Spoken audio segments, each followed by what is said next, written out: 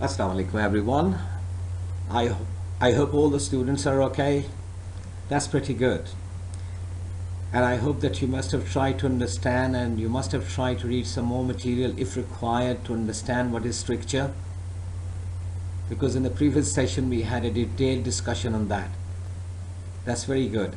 And at the same time, I expect that you people are making your folders, because the folder making is very important by this time, since this is the 13th session, and I'm sure that whatever we have done now, the concepts which are governing phonetics, they are clear to you. I hope that by this time you understand what are consonants and what are vowels.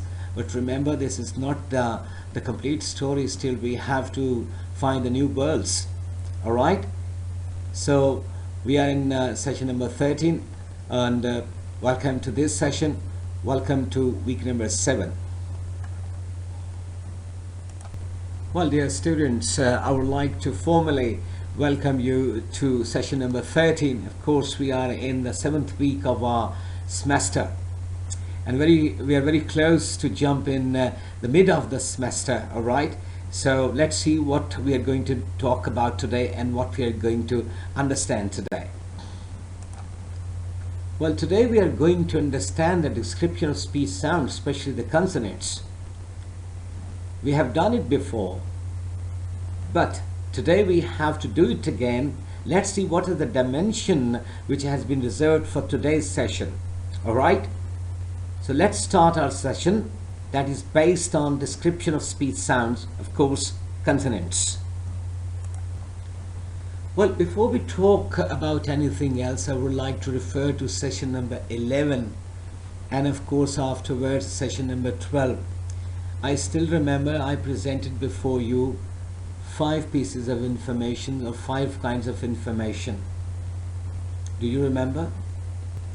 Yes, but this time you can see the 4. Where is the 5th one? Definitely it shall appear if it is required. And I requested you to understand that the description of a consonant will include 5 kinds of information. Number 1 was the nature of the airstream mechanism. And I tried my level best to make you understand what is the mechanism of airstream inside us when we are producing any sort of sound. And the second thing, we had a discussion, a very detailed discussion with examples to understand what is the state of the glottis if we really going to describe some kind of consonant. And the third thing which I requested you to understand was the position of soft palate, of course, vellum. And then we try to understand that what kind of articulators, or what are the articulators involved during the production of certain speech sounds. Yes, exactly. The 5th one is the nature of the stricture. In session number 12, I think so, we had a detailed analysis of what is stricture. We tried to understand the simple meanings of stricture, and then afterwards we tried to understand what is nature, what is the nature, of course, the degrees and the dimensions of stricture. Okay? I hope that you are capable of recalling each and everything. As I told you many a time, that what we need to understand is that we have to connect each and every session. So each session is a chain-like situation, okay? You miss one link, you miss the chain. So please, that's why I am requesting you, do not miss any session, because all the sessions are connected with one another. It's very important to understand, because sometimes I have to refer back to certain other sessions. Maybe it is possible that I am talking to you, this is session number 13, but it is possible that I have to make a reference to session number 1. That's why I requested you to make a folder. And always remember, when you are making some sort of answer or writing some sort of answer, write down the number of the session in which that particular thing or the things or the concepts or the topics were discussed, right? It will enable you to connect each and everything which we have done in the past, and definitely to correlate it with the things which we need to do and which we'll be doing inshallah in the coming days. All right, so the 5 kinds of information: the nature of the airstream mechanism, 2, the state of the glottis, 3, the position of soft palate, 4, the articulators involved, and 5, the nature of the stricture. Okay, My dear honorable students, remember, if we are to describe some of the consonant sounds in terms of the points discussed in the preceding sessions, we shall do that in the following manner. We shall not make any reference to the airstream mechanism, since we have already mentioned that all English sounds are made with the pulmonic aggressive airstream. So that means that we are not going to talk about this again and again, but what you need to understand is that pulmonic aggressive airstream. Pulmonic aggressive airstream. And I made a distinction. Remember that when we speak English, we throw the air outside, we never suck the air inside. And at that time, when I was talking about this pulmonic aggressive airstream, I also made a request to understand that all languages, all human languages are not like that. There are some languages, when we speak them, and all the speakers, when they speak, they suck the air inside. But that's not the case with English language, or maybe some of the languages of Pakistan. Rather, most of the languages of Pakistan, may I say, whatever the languages I know spoken in Pakistan. Again, pulmonic aggressive airstream. That is the point you must remember always. Okay? Is that clear? Good. Now, pulmonic aggressive airstream. This is what I have been emphasizing time and again. For your convenience, it is very important that you read this slide very carefully. Pulmonic initiation. Pulmonic aggressive. That is the most common mechanism. How does it happen? What is the way out? Remember, air comes from lungs, through trachea and larynx, and out mouth or nose. Coming in through lungs, through trachea and larynx, and of course then pipe, and out mouth or nose. That is what we call most common mechanism. For example, if you talk about plosives, stops in English, or all vowels, in front of you there are 6 consonants. Can you see them? Can you pronounce them? I want you to pronounce, say after me. P, B, T, D, K, G. This is for example's sake. There are 6 consonant sounds in front of you, and all vowels are there. All vowels are there. E, I, A, all vowels. How many vowels we have?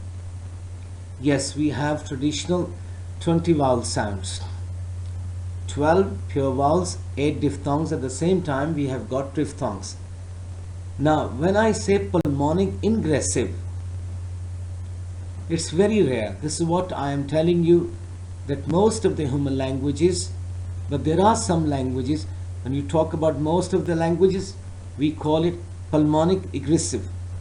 But there are some human languages, of course it is written very rare, pulmonic ingressive. Speaking while sucking in. This is what I told you, that some of the African languages, for example, you speak, all the speakers of those languages, they suck the air inside while they are speaking. But most of the human languages, what happens? Pulmonic aggressiveness is there. Absolutely right. Okay? To elaborate pulmonic initiation further, now try to read and understand this slide. Initiation by means of the lungs, actually the diaphragm and ribs. Do you remember when I told you that these are not only the lungs, in fact, because outside the lungs there are certain parts which are helping lungs. For example, the ribs cage, for example, the part of abdomen, that is diaphragm, they are supporting lungs, in fact. This is what that is called pulmonic initiation. So pulmonic initiation takes its origin where? Actually, diaphragm and ribs, they are supporting the lungs. Yes, to pump the air outside, of course, through the windpipe, larynx, and then, of course, certain speech organs are working together to produce certain sounds. Are you getting my point? I repeat, initiation by means of the lungs, actually the diaphragm and ribs, is called pulmonic initiation. So if there is a question about pulmonic initiation in phonetics, so that is the simple answer. Number 2, the airstream which originates in the lungs is called a pulmonic airstream. And since the air flows outward, it is said to be aggressive, outgoing. Outgoing, it is not ingoing, as I told you that in many languages, but since we have to focus ourselves on English language, since we are the learners, we are the students of English, and at the same time we are the students of phonetics and phonology, the second point is the airstream which originates in the lungs is called a pulmonic airstream. The airstream which is in fact processed by certain speech organs inside of mouth, and of course starting from the lungs, that is known as pulmonic airstream. And since the air flows outward, it is said to be aggressive, not aggressive, aggressive. Please never call it aggressive. It is outgoing, it is not ingoing. When we speak English language, we never try to suck the air. Alright? Now the third point is, however, the air can also flow inward, in which case we talk of ingressive airstream. But that is not the case so far as English is concerned. This is the case about the languages which are spoken, of course, which are spoken in the world, but remember, it is not the case with English language. When such languages are spoken, that airstream is known as ingressive, because we are sucking the air inside. That is ingoing air. But this time, for example, I am speaking, that is outgoing, and that should be called pulmonic airstream, outgoing. Why? Because this is what? This is aggressive, not aggressive, aggressive. And when the air is sent inside, sucked inside, that is ingressive. Describing consonants. Now, my question, very simple question. What makes one consonant different from another? What is your answer? You can write down when you are free. You can stop and you can start writing. But now, I want you to understand what? I am saying what makes one consonant different from another. Remember, producing a consonant involves making the vocal tract narrower at some location than it usually is. We call this narrowing a constriction. I hope you understand what is constriction. I repeat, what happens when we produce a consonant? What we are doing? In fact, it is what we call involving and making the vocal tract narrower at some location than it usually is. That is called constriction. But which consonant you are pronouncing depends on where in the vocal tract the constriction is. Where is the constriction? That's very important. Whatever the consonant you are producing, we have to determine and we have to find out that where in the vocal tract the constriction is and how narrow it is. Number one, whether there is constriction or not. Number two, whether there is narrowness, yes, of course, of what? Of the speech organs, absolutely right. So it also depends on a few other things, such as whether the vocal folds are vibrating, whether air is flowing through the nose. First, we have to determine whether there is constriction or not, there is some sort of obstruction or not, and how close or how narrow the speech organs are. When we are to describe the sound, of course, the consonant sound, my dear students, we have to understand. Remember, it is constriction. It is all about constriction. But when we say constriction, we have to understand whether there is not or not. There is constriction or not. And then, for example, we have to find out how narrow the one articulator is to the other one or close to other one, or whether there is complete closure or not. And then there are certain other things which matter to remember.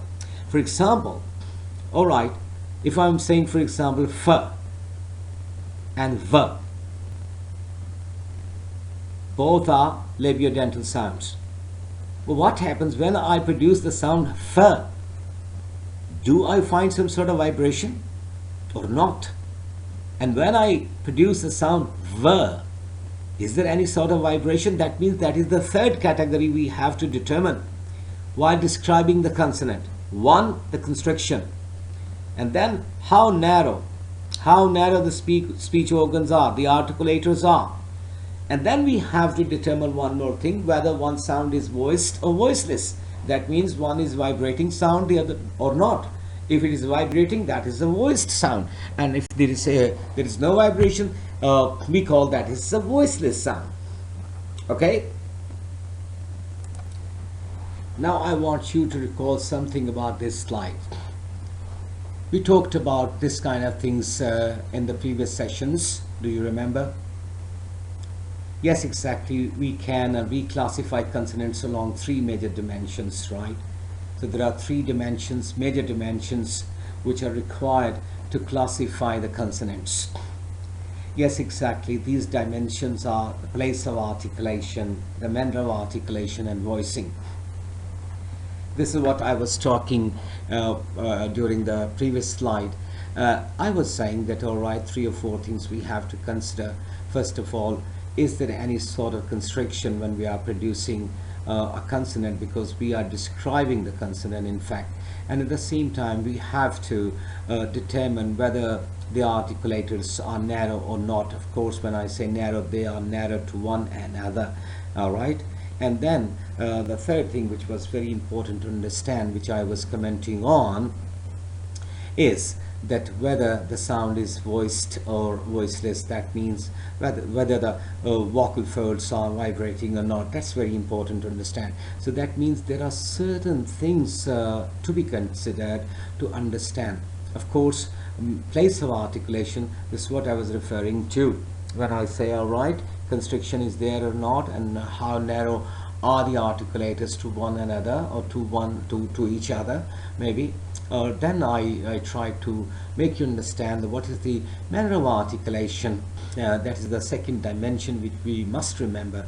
And the third, of course, that's very important. So far as the consonant is concerned, why the consonants are voiced, and of course they are voiceless, because we can say that all vowels are voice sounds. So that means the most important part is there, where of course the world of consonants, because we already know all vowels are voiced, but that means we are not using this kind of term or this kind of statement we don't use about the consonants.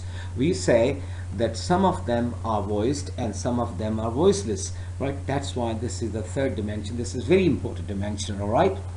I'm not saying the manner of articulation or place of articulation, all are very important, and we must have in our mind when we are going to classify on the basis of these major dimensions. All right, I hope that you should be knowing, and we have to refer to these dimensions time and again whenever we talk about any idea or any concept. All right.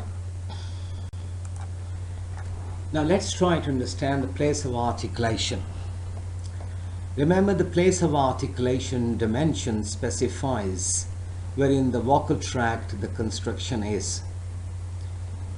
We try to understand the constriction. When we were talking about stricture, we try to understand what is constriction, and at the same time we try to understand, all right, that is some sort of obstruction. So that is place of articulation dimension. Of course, as I was talking, that there are very important major dimensions to understand, or to try when we try to describe consonants of English. It is very important to understand, first of all, the place of articulation, because it specifies where in the vocal tract the constriction is. Now, vocal tract is very important because I have shown you time and again certain diagrams reflecting vocal tract, and of course what are the things, what are the processes that occur in the vocal tract when we try to produce certain speech sounds. So it's very important to understand, number one, the place of articulation, because this dimension is very significant in the sense because that tells us, all right, this is the part where we can have we are feeling some sort of constriction. Of course, when I say constriction, that is the vocal tract. And that's the important point we never forget, and we should never forget it, right? Now, the second thing is the voicing parameter. Second dimension is the voicing parameter. Remember, the voicing parameter specifies whether the vocal folds are vibrating. Now, if the vocal folds are vibrating, of course, I'm talking about the consonant sounds of English. I'm not talking about the vowel sounds of English, because we know that all vowel sounds of English are voiced sounds. So there is no need to have more analysis about the vocal sounds because they vibrate. We know that because we don't have that sort of constriction. We don't have, in fact, that constriction. There is no obstruction when we produce vowel sounds. And for example, if I say E, you can say there is no obstruction. I, a, oh, whatever. The same is the case with the diphthongs of English, or maybe the triphthongs. So we don't have to talk about the vowel sounds because we are just trying to understand the description of consonant sounds. And so far what we learn is that it's places of articulation, because that dimension is very important.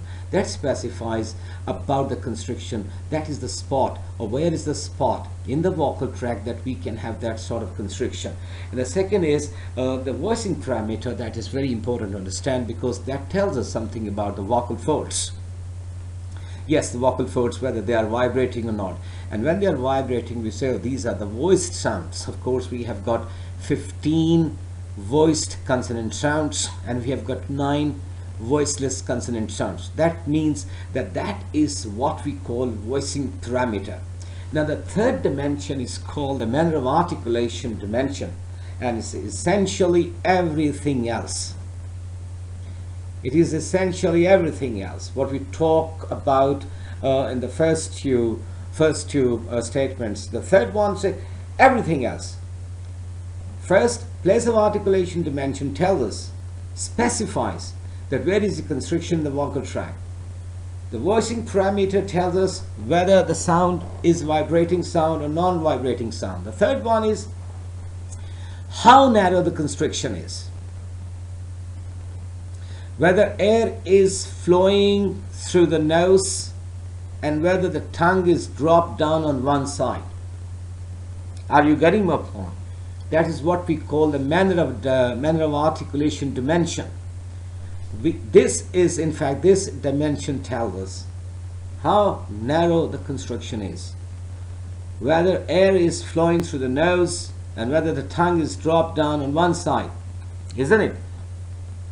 If, for example, the sound we produce through nasal cavity, so that tells us ma, na, ing, or maybe when we say la, so sides of the tongue, both sides of the tongue align. They are allowing the air to pass exactly. So this is what we have to understand. Okay, the three dimensions, the three dimensions, the three dimensions. Let's try to understand through certain examples. For example, for the sound D, what is the sound we have? D sound, absolutely right. Now let's try to apply three dimensions on the sound D. Yes, we have got one example here in front of you. On your computer, you can see that there is one sound, D. When we apply three dimensions, what is the outcome? Let's apply first of all the first dimension, that is place of articulation. And the answer we get is it is alveolar. Why it is alveolar? Because the narrowing of the vocal tract involves the tongue tip and the alveolar ridge. D. read this statement that if we pick up, for example, the sound D and we apply 3 dimensions, and the first dimension is place of articulation, the answer we are with is alveolar. How is it alveolar? The answer is the narrowing of the vocal tract involves the tongue tip and the alveolar ridge. Now when we get this answer, let's pronounce the sound again and say D. Where is the tongue tip? D. D. D. Yes, exactly. And where is it touching? Yes, the alveolar ridge. Yes, it is touching, the tongue tip is touching the alveolar ridge. So the first dimension tells us that this sound, which is D sound, is alveolar sound. Why? Because the tongue tip is touching the alveolar ridge. For example, D, the place of articulation. Now let's apply the second dimension, manner of articulation. And the answer is oral stop. Oral stop. Why it is oral stop? The narrowing is complete. The tongue is completely blocking off airflow through the mouth. There is also no airflow through the nose. It is oral stop. Why? Because we can understand the narrowing is complete. The tongue is completely blocking off airflow through the mouth. Produce the sound D. D. D. Right. It is touching the alveolar ridge, but at the same time, when we say manner of articulation, so there is complete narrowing. Why? Because the tongue is completely blocking off airflow through the mouth.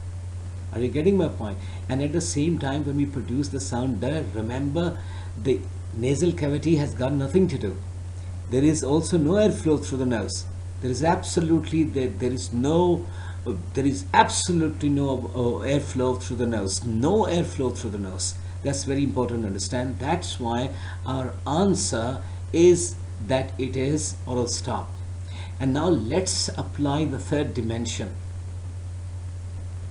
Say D. We've got the answer voiced, that there is vibration. The vocal folds are vibrating. Now say the sound again and feel it. D. You can put your thumb on your Adam's apple and produce the sound D. D. D. So the vocal folds are vibrating. So when we apply these 3 dimensions in one sound, we can understand that so far as the place of articulation is concerned, it is alveolar. So far as the manner of articulation is concerned, it is oral stop. And so far as the voicing is concerned, it is a voiced sound. Okay? After place of articulation, let's talk about something of voicing. The vocal folds may be held against each other at just the right tension so that the air flowing past them from the lungs will cause them to vibrate against each other. Now what's happening in fact? When we say this process is called voicing, what does it mean? The vocal folds may be held against each other. That is the first point we must remember. What's happening?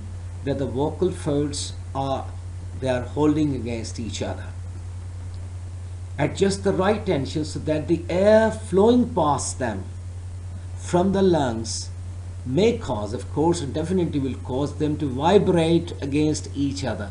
In fact, what happens, the vocal folds, the flaps are there, muscles are there, they vibrate against each other, then voicing occurs. That's very important point to remember. And the point is that these are the muscles, in fact. When they are held against each other, they start vibrating, all right? During the process, if there is some sort of vibration, so, all right, we call this entire process as the voicing. For example, sounds which are made with vocal fold vibration are said to be voiced. Whatever the sound is, whether it is a consonant sound or a vowel sound. But remember, with the vocal fold vibration, if there is a vocal fold vibration, we call this sound a voice sound. But remember, if there is no vocal fold vibration, that is voiceless sound. Whatever it is. Of course, we already know that all vowel sounds are voiced. So that's why we cannot apply this kind of dimension to vowels. We can only apply this dimension to consonant sounds. Absolutely right. Very good. Let's try to understand this dimension through a different angle. For example, there are several pair of sounds in English which differ only in voicing. That is, the two sounds have identical places and manner of articulation, but one has vocal fold vibration and the other does not. I repeat, there are several pairs of sounds in English which differ only in voicing. That is, the two sounds have identical places and manners of articulation, but one has vocal fold vibration and the other doesn't. So it's very important to understand the two sounds are there, they have got identical places so far as the places of articulation are concerned. They have got identical places so far as the manners of articulation are concerned. Alright, same. But what happens that when we produce one sound, there is vibration. But when we produce the other sound, there is no vibration. That's a wonderful thing. The sound th. The word is thigh. Th. Th. Think. Thin. Through. Alright? The sound is th. Thigh. And the sound is the, thy, thou. These are the words you come across in poetry and of course in drama.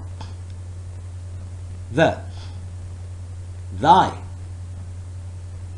thou are one such pair. So the pair of words, pair of sounds, there are certain sounds at the same time, but I am presenting before you this pair particularly. Right? What are these? These are dental sounds primarily. These are dental sounds produced with the tip of the tongue touching the inside of the upper teeth, th and the. The beauty of these two sounds is that while producing first sound, that is first sound, what happens? Do you find any sort of vocal fold vibration? No, you don't find. You don't feel it. But when you produce the sound the, that, this, those, these, all these words, when we produce with the help of the sound, they are vibrating. I mean, the sound is vibrating. The pair of sounds is there, right? Whereas the first sound, th, when we produce it, of course, both are dental sound. This is what I told you. You are touching the tip of your tongue with the inside of your front two teeth, but you are not producing vibration, or you do not feel any vibration when you produce the sound th. But when you produce the sound the, what happens? There is vibration. Isn't it? Well, I have tried to give the analysis of the first pair of sounds, right? Th and the. Th and the. Now let's have some more. One is voiceless, the other one is voiced, and they are in front of you. You can say after me so that you may be able to understand vibration and no vibration. Yes, exactly. Vocal fold vibration and vocal fold no vibration. For example, the first pair in front of you is P, B. P is voiceless, B is voiced. The second pair is T. It is a voiceless sound. D. It is a voiced sound. The third is k. It is voiceless sound. G. It is voiced sound. The next is f. F is voiceless sound. V. V is voiced sound. Then again we have got the same pair of sounds which we talked in the previous slide. Th. It's a voiceless sound. The. It's a voiced sound. The next is S. It's voiceless. Z. It is voiced. The next is sh. It is voiceless. J. It is voiced. This is j sound. J. J. The next is ch. It is voiceless sound. J. It is voiced sound. I repeat for your convenience, first the voiceless sound, then the voiced. P, V, T, D, K, G, F, V, Th, The, S, Z, Sh, J, Ch, J. But it's important to tell you, for example, when we talk about some other sounds, say for instance we have got her sound, that is the voiceless because it doesn't have its voiced counterpart, and that's why I told you, I still remember, that it is glottis. It is glottal sound. Glottal sound. Do you remember the state of glottis? Yes, exactly. When I was talking about the state of glottis, I just referred to this sound. So that's why it is written. The other sounds of English do not come in voiced, voiceless pairs. For example, you've got her. It's a voiceless sound because it has no voiced counterpart. That's very important to understand, right?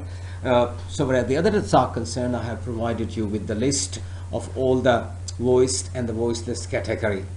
But remember at the same time that the other English consonants are all voiced. Alright, I have provided you the list. Yes, exactly. The previous slide in fact contains the list because each sound has got its counterpart. So for as if there is a voiceless sound, there is a voice sound. Then we are left with her sound. As I told you that it doesn't have its counterpart so far as the voicing is concerned, because it doesn't have its counterpart. It is all alone her, and at the same time that is known as the glottal sound. So for the other consonants are concerned, which is very important to understand the rest of the consonants, because other than the list which I have provided you in the previous slide, these are the consonants which are in front of you. One by one I shall produce them, I shall pronounce them so that you may understand and remember all these consonants are voiced. Okay?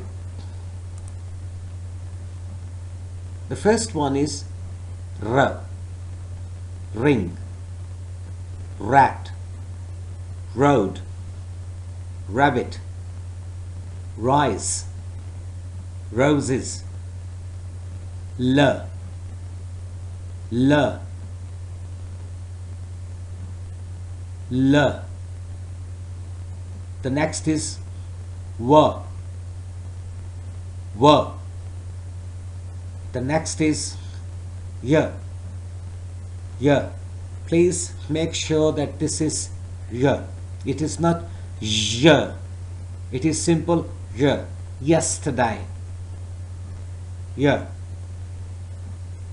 Then M, M. The next one is N. And the last one is ing, ing. The last three, M, N, ing, they are nasals, alright? But remember, this does not mean that it is physically impossible to say a sound that is exactly like, for example, an N or N, except without vocal fold vibration. N. As I told you that most of the people, some of the people, but not most of the people rather, so far as the British English is concerned, prone to produce some other sounds other than m, n, ing as nasal sounds. Otherwise, in British English we don't have, or may I say that English we have these three sounds are nasal sound m, n, and ing. Okay. One thing is very important to understand before we try to read this particular slide, that what happens, the native speakers, in fact, when they speak English, of course, they never talk about, or maybe it is possible that when they speak they don't have these concepts behind all these sounds, because it's natural to them to learn English as their mother tongue or the first language. Always remember that so far as the learners of some foreign language are concerned, they have to talk about these concepts. And it is possible when you are coming across some native speakers, right, it is possible that whatever you are trying to understand, I'm saying sometimes there is a remote chance, which you are going to read on this slide, that it happens. But it happens when it happens, for example, during your personal life, and you come across any speaker and you have got this kind of rule or the concept in your mind when you are just trying to filter the speech of some native speaker. So do not get confused, right?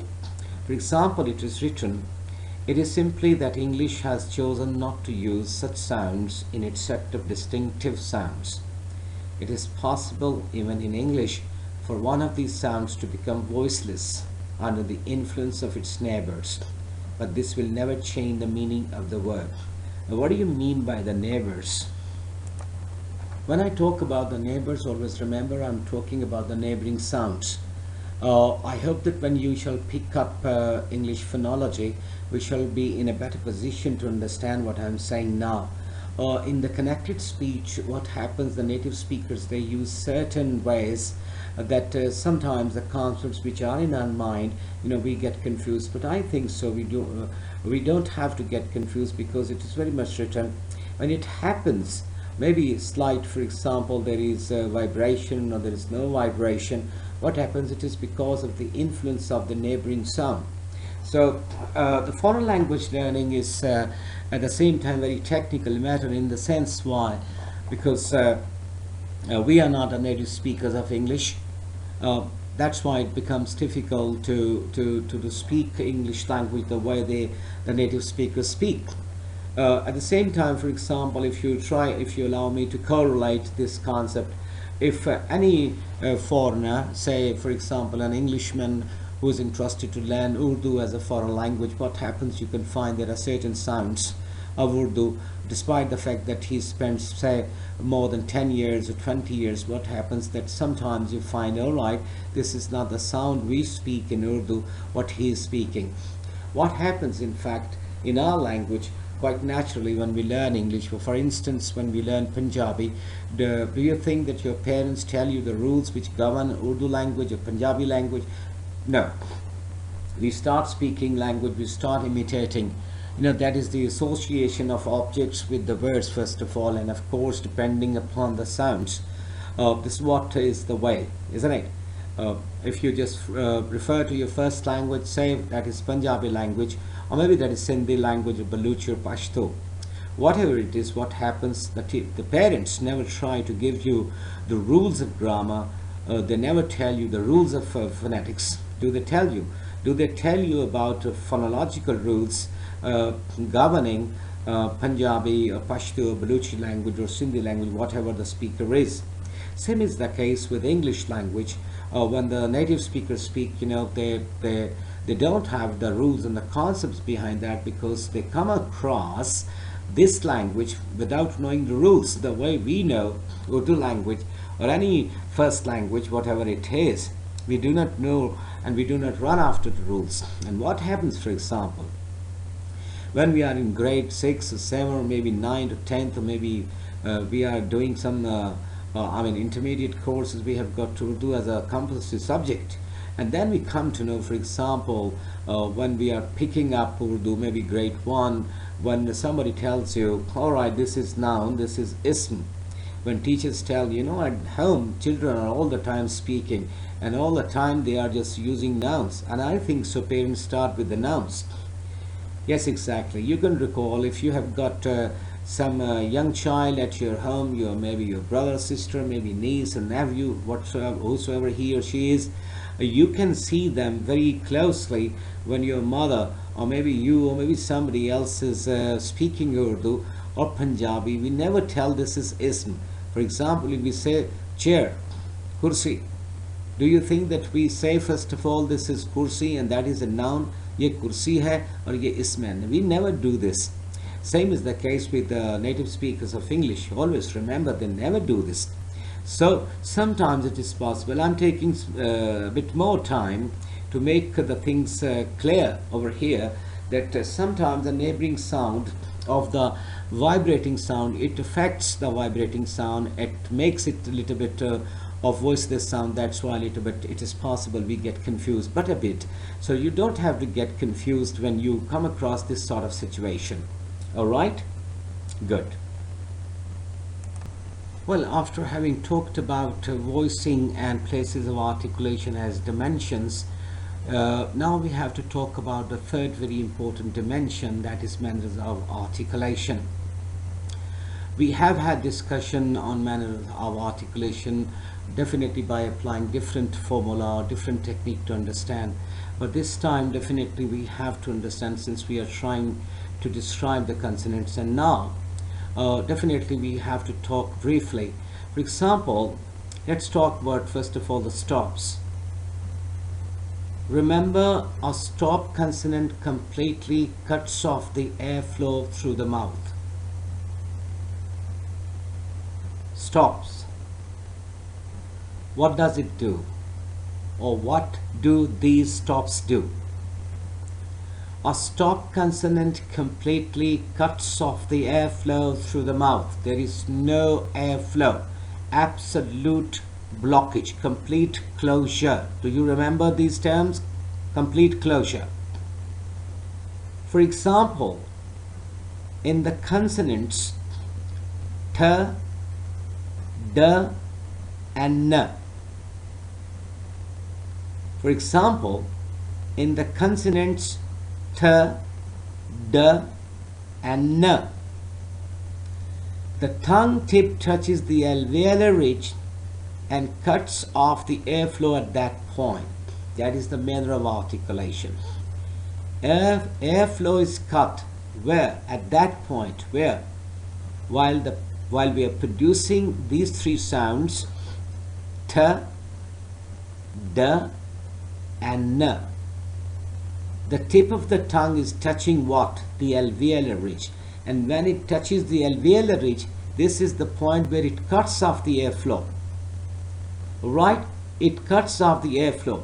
You can pronounce these sounds after me and you can feel it. Say after me. T, D, N. Now you can feel the tip of the tongue is touching the alveolar ridge, and that is the point where it is cutting off the airflow. Now in T and D, this means that there is no airflow at all for the duration of the stop. For the duration of the stop, I'm not saying that there is entire blockage, but I'm talking about at that time, duration of the stop, till it is touching that spot. T. When I say T, at that moment, remember the duration. We have to think about the duration. And when I say D, again, airflow at all for the duration of that stop. It is very important to understand. Okay? And then in N, there is no airflow through the mouth. Why? Because this is a nasal sound. But there is still airflow through the nose. Alright? I am saying so far as the third are concerned, that means there is no airflow at all for the duration of the stop. Duration of the stop. Th, d. But when we talk about n sound, there is no airflow through the mouth.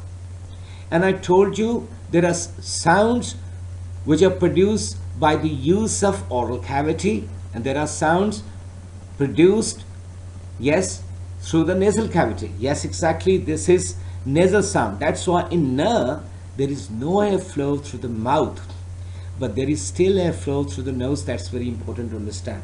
So that's why we call them, or we distinguish, there is a distinction between them. And what is that? Nasal stops. Nasal stops and oral stops. Nasal stops and oral stops. When we talk about n, that is a nasal stop which involves airflow through the nose. N. N. Why? Because the tip of the tongue is touching the alveolar ridge, the back side of the upper front teeth, right? Front teeth, the back side of the front teeth, but it is blocking the air to pass through the oral cavity. Yes, exactly, through the nostrils. In fact, that is the airflow, we can feel it. Through the nose, nasal cavity is there, and then through nose. But so far as the oral stops are concerned, so far as turned, we don't have that very formula. So that means nasal cavity is not used, rather oral cavity is used. Th. No nasal cavities are used. D. No nasal cavities are used, not at all. But in n, what happens that we use nasal cavity. So that's why we distinguish between nasal stops and oral stops. Th, d are oral stops, whereas nasal stop is n. Are you getting my point? Okay. Well, dear students, before ending this session, I hope that you can recall what we have talked today.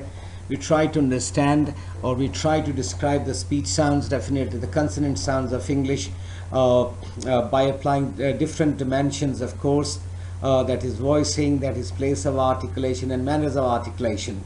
And I hope that this time you are capable of distinguishing certain sounds when we apply the first dimension. For example, may I say the sequence is like this: the voicing, then place of articulation, then manner of articulation. Yes, exactly, time and again we have to try to apply different angles, because so that we may be able to understand what in fact the speech sounds are. At the same time, what happens, I have to take the assistance of certain diagram, so that when I say something or when you read something, what happens, there is some sort of diagrams elaborating or reflecting or reflecting or telling us the certain position of certain speech organs. That's why I'm trying the level best to associate what I say. There must be coordination in between the words and of course the visual effects. What happens sometimes, the visual effects, they work more, and when we say something, if it is amalgamated, blended with some sort of photographs or visual effects such as diagrams, what happens, the things are understood rather more comprehensively. So that is my humble request, that whatever we do during one session, it's very important that you have to correlate with the previous sessions, because understanding, or the full understanding, may I say that, it's generated at the time when we try to correlate each and everything. Okay, so we tried our level best to understand in the beginning, for example, what is voicing, what is place of articulation, what is manner of articulation. I still remember that when we talked about this, maybe it is possible I said that some of the students may get confused. But now it is a time, I am 100% sure, since we are in the middle of the semester, there is no more confusion at all.